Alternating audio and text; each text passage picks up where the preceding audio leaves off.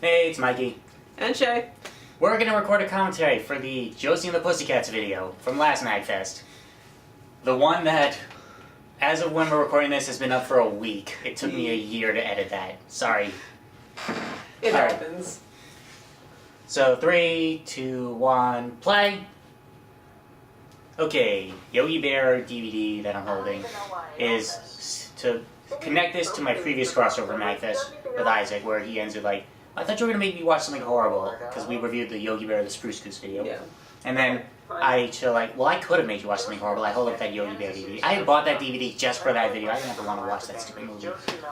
And never? Come on. do you want to watch it? I may have already seen it, so... Okay, never mind. Okay, but if I can avoid watching that movie, I do not want to watch the 2011 Yogi Bear movie. Now, story time about how this came to be. Way back in June of 2012, I put out a video with another crossover video on Rockin' with Judy Jetson, which is a movie about Judy Jetson forming a rock band to save the universe. Which I've seen. It's silly, but I like it. Now, I got a comment on that video, like, hey, if you want to watch something else, something like that, why don't you watch the Josie and the Pussycats movie? And I had never seen it at that point, and I was already busy, so I was like, okay, I'll look at it at some point. I don't know when. Fast forward, I think it was a year and a half. Probably about that long. And, well, I decided to put out a tweet that said, hey, I want to do a crossover, and basically I was being really, really lazy about the whole thing, and then Mikey gets in touch. I'm like, hi, I'd be up for it, because you review comics. Josie and the Pussycats was based on a comic, and I said I would review it at some point anyway. Yeah. So I was like, okay, do you want to do that? And here we are. And I'll say now, it was up until this point into the movie, it was cheesy, silly, but I wasn't really too into it. But the song for this is actually where I was like, okay, I'm on board with this. I like this now. It's a really good soundtrack, surprisingly enough. I'm still not entirely convinced that... I don't know who actually did the music for it, because I don't know if it's actually Rosario Dawson and whatnot actually singing it. It's not them singing. Yeah. Josie's singing voice is Doug. I don't remember off the top of my head who it is, but it's from a different band. A stupid person. That's what I call myself in the future. You should put you should put like a thing that says who is actually doing the voices for people. Yeah. Yeah, I don't exactly like my future self. Oh well. It's okay. It's a problem for future Mikey to deal with, right?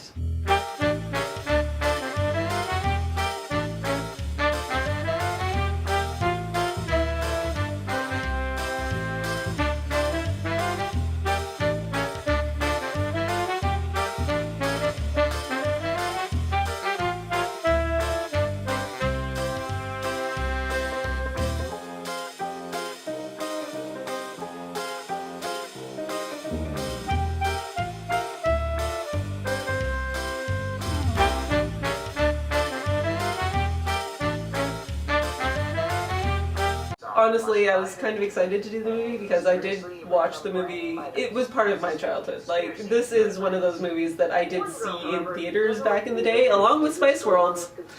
Haven't seen Spice World, and I had not seen this up until I proposed the crossover to it. Then I went out and bought the DVD and watched it for the first time. And it was amazing! And I'm like, this is surprisingly a lot better than I was expecting it to be. Yeah. No. This is actually, like, a good movie. Even with, like, the promo material absolutely everywhere. This movie was actually a massive bomb. Yeah. Yeah, Which is too bad, because it is a good movie. I like it. Mm-hmm. So, it was less of us criticizing the movie and more just us goofing off like this. Yeah. Like, instead of trying... more or less joking with ourselves. Yeah. Which is why we, instead of trying to figure out how to make a joke, you just pull up a blank CD and like that. I still don't know where you got the blank CD from, because I don't have CDs anymore. Oh, I just probably took it out of my CD collection. I have a pretty extensive CD collection. She's gonna mock me later in the video about my CD collection. Which is funny because I am significantly older than you are, and I don't have CDs. I have CDs ranging pretty far back too, for how long I've been collecting music. I think I have Backstreet Boys, and that is it. Oh, no, Backstreet Boys and Linkin Park from that one year that absolutely everyone got Linkin Park. Now in the big city, it's time for makeup montage to make them look pretty. Stupid makeup montage. Actually, this is another thing that I can bring up here because I remember it. Throughout the video, I do keep some of the soundtrack in segments where it normally isn't. Yeah. Like in the Jujor song, you still hear them playing the song as we're talking over it. And I think here as well is another segment where and to do that in the actual movie is they actually are talking over it at different times or saying things over that soundtrack. So what I did was I took from the actual Josie CD soundtrack. And I, oh right, because you had that too. yeah, and I actually did my best to sync it up with where it stops us to talking, so that it would so that it was the music without the dubbed over people talking over it, so that we could say things over it without you hearing other people in the background. You put in a lot of extra work. And now this is another thing I can bring up because it's this segment right here is. Where we're gonna bring up all this Josie merchandise. Yeah. Save for the movie, which I bought in advance. All that stuff I bought just for this video, and then paid extra. I had to buy it online just to get it all. I had to then pay extra to make sure it shipped to me the day before MagFest, so that I would have it for the video. There was an alternate version of this, just in case I couldn't get my hands on all that stuff, where I just told the DVD, I'm like, guy's got a point, and you would say to me, no he doesn't, this movie was a massive bomb at the box office. But I think it works better to actually have all that Josie merchandise. It's weird, because I went through, because I used to collect Archies back in the day, so I actually went through and tried to find one that had a Josie cover, and none of them did. Yeah, I looked through this, and up until recently, that one Josie book you're holding in that video, that is, as far as I can tell, the only Josie, trade paper collection they've ever released. It's a best of. Though recently, in the year since we filmed this, I was at my local Barnes & Noble at college, and there was on their stand, they had a new trade collection, which is from more modern comics, which is where the Archies and Josie more interact. And I think Archie was dating Valerie at the time. Yeah, that was... I don't know, because I actually haven't read it. I haven't read that. I haven't actually read that comic that we're holding that. Yeah. I have no idea what happens in it. Fun side note, Archie dating Valerie was just a huge deal, because oh my god, Archie's dating a black girl. That was like a thing. And here's her making fun of my CD collection. Ladies and gentlemen, the rare individual that still buys CDs. Yeah. Now, there was an alternate version of that, just in case I couldn't get the CD on time. The line's the same, except I'm actually just thinking to myself instead of playing around with the CD in my hand. Her line stayed the same though, because she still mocks me for buying CDs. Because it's still weird. And yeah, this is another instance I can tell where I changed the music. I use the actual soundtrack music as it's changing from us, because if I use the actual thing in the movie, as they're talking, you would hear them talking over each other. And the Skittles you're holding, I just bought that from, I think, a rest stop during my drive down here. Yes, you did, and I believe I I screwed up that line a couple times intentionally so that I could eat more Skittles. It wouldn't surprise me. Yeah.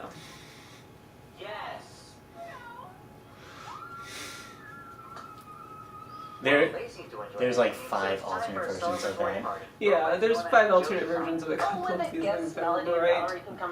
I suspect this attention to Josie over the others might lead to some trouble soon.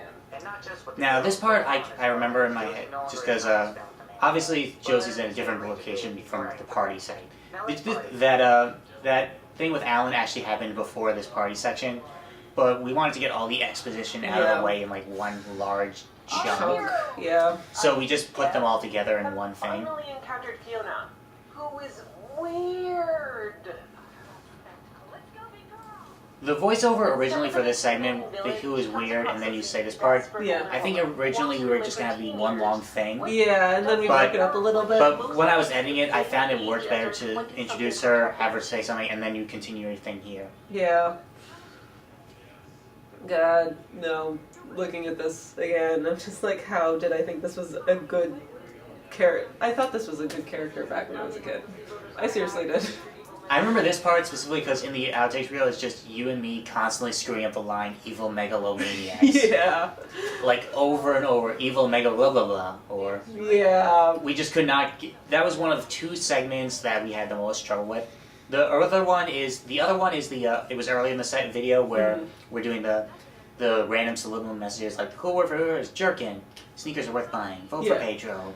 And it took us about 20 takes to get that right. Yeah. No, to get it right the first time. And on that 20th take where we're finally getting it right, this is in the outtakes reel, so you can see it there. Oh boy. The outtakes reel hasn't been out yet, but I'll be putting it up before I put out this commentary.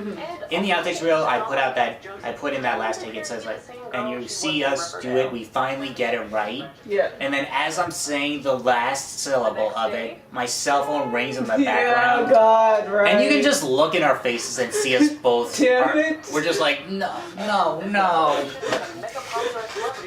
can edit that out, right? So we had to start over. But thankfully, by that point, we actually did. We had gotten it down, so it didn't take many more takes after that to finally get that one done. And this is around where I remember something else happening when we bring up the. Yeah, this part here, this on-camera segment. I just let her ad-lib it. I just told her. Right, Canada. All of the talk about Canada. God. You know, that year at MagFest, someone licked one of my Canadian money, like some of my Canadian money, because Canadian money smells like maple syrup. It just does. But someone decided to lick. So I've got a $20 bill in my wallet for like the entire day of MagFest that's got someone else's spit all over it. So anyway, she each time she did a different ad lib for it with the same idea, but with the idea which she would just at some point. I have put the complete version of the ad lib that you see in this video. I put the complete version of it in the outtakes reel. Yeah. There's not much of a difference. There's just like this mini segment where you say something else. Yeah. Then I was like, okay, at that point I think I can cut this off, and then we just do the end line. If I remember correctly, I just kept going at one point because I was expecting you to stop me, and I just kept going. Yeah. The other thing I remember is the 6 hours later thing that you saw there. Originally I was probably going to use the actual SpongeBob clip of them going 6 hours later. Yeah, I think that was... But then I just instead used the song 3 Small Words where I went way too late from the actual movie. Yeah. Hi, Tony. There's 2 versions of that clip. That's one. The other one's in the outtakes reel, which is a much longer version where he just goes on this slightly weird ramble for about 40 seconds. And that clip is so much weirder now. Yeah, when I was editing it, I was like, can I keep this? Should I keep this in? But at that point, the footage was year old at that point. Yeah. I'm like, okay, if someone asks, I can just say that. But plus part of the review doesn't make sense, and I didn't want to waste Tony's cameo because he got into costume for that. Yeah. This is another segment that comes slightly later into the movie, where because it's us showing we're revealing to anyone watching this who hasn't seen the movie that Josie's brainwashed, but now we're gonna cut back to her talking to her friends. I didn't want to actually use these segments of Josie's talking, but these were the best clips I could, some of the better images I could get of her. I wanted more like smiled one because we're giving a positive thing as her character. Yeah. But it worked. But I had much better clips of just in that one segment for her.